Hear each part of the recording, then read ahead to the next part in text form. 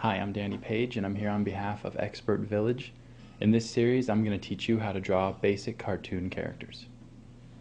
Okay, so as we move into these next steps, I'm going to be going less and less, in fact hardly at all, back to those other experimental pages because honestly the hardest part of our work is done. We pretty much have our character here now. Here he is on all his glory, and this is, if you're starting out you got some ideas for like a cartoon series or a comic strip, this is really what you would do. You'd start with the head, and once you kind of have the head, you really have, I would say, about 90% of the character.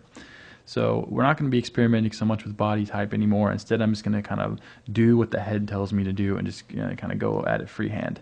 So the next step is going to be the body.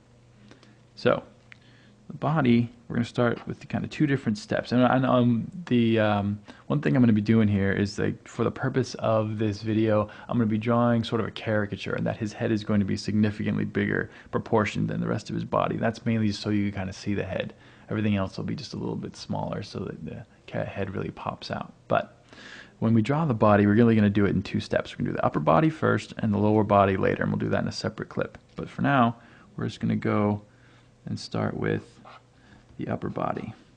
Now, I kind of had an idea for what I wanted to do with the upper body when I first sort of pre-visualized the character. So I'm just going to kind of follow that little rough plan.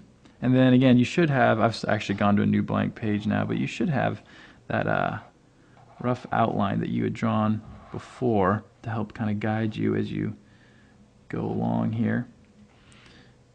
Now, what I'm doing here is I'm giving this guy a long-sleeved shirt, sort of folded up at the sleeves, rolled up, and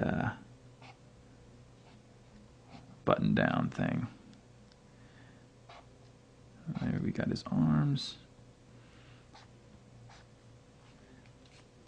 and we'll maybe just kind of leave it right there like that.